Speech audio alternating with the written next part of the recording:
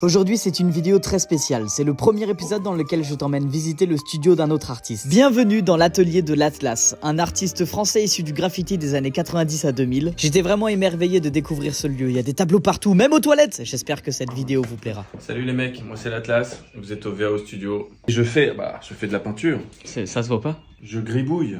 Je barbouille, je tamponne. L'Atlas, c'est vraiment un mec super sympa. Il est né dans la fin des années 70. Il fait autant des grandes fresques comme celle-ci ou bien des tableaux sur toile, comme je vais vous montrer dans cette vidéo. Il fait tous ses tableaux avec une typographie très reconnaissable et très géométrique, en écrivant la plupart du temps son blaze, l'Atlas. Parfois, ce ne sont pas des écritures, mais simplement des abstractions, ou bien d'autres écritures, mais dans d'autres langues. Mais après tout, on pourrait croire qu'il a inventé son propre langage avec cette typographie si particulière. Personnellement, de par la géométrie, j'y vois des références aux artistes abstraits comme Mondrian ou Malevich, mais aussi peut-être au constructivisme russe comme par exemple Lissitsky ou Kassak. Et concernant le fond plus abstrait et dégoulinant de peinture, j'y vois plutôt une référence ici au graffiti et justement à la bombe de peinture qui dégouline.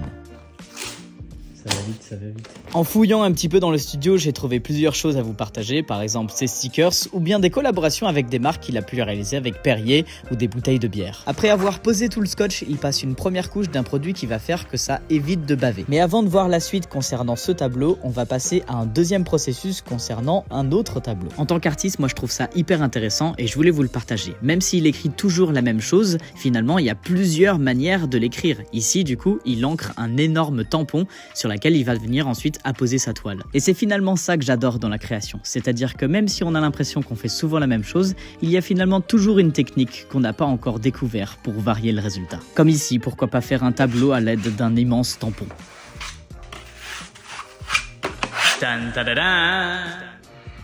Oh, incroyable. C'est ça qui est intéressant avec cette technique, c'est que même avec un pinceau, une bombe de peinture ou quoi que ce soit d'autre, on n'arrivera pas à avoir cet effet tacheté aléatoirement. Et maintenant, il ne reste plus qu'à encadrer le tableau. Bon, bien sûr, je vous passe les détails relous comme le séchage, le vernis, la peinture du cadre, etc.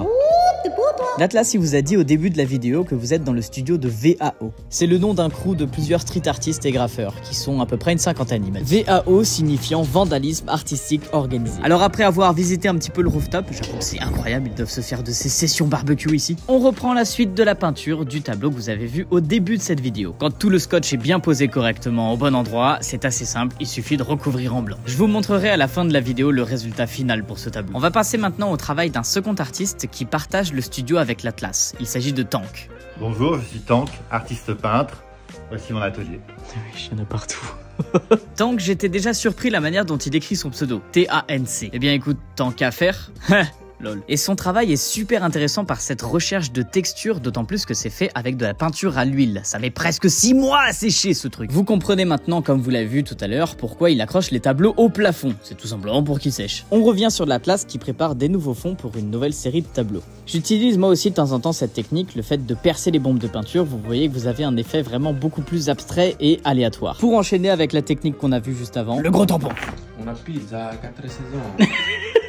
Et maintenant le moment que vous attendiez tous, enfin moi personnellement j'attendais ce moment, celui d'enlever le scotch et donc de révéler le tableau. Voilà le résultat, n'hésite pas à me dire ce que t'en penses en commentaire de la vidéo. Et c'est déjà la fin de cet épisode 1, juste le temps pour moi de m'amuser à faire encore quelques bêtises. Si cette vidéo t'a plu, n'hésite pas à la liker et à la partager pour m'encourager à en faire d'autres. Et justement, dis-moi en commentaire quel artiste tu voudrais que j'aille visiter son studio.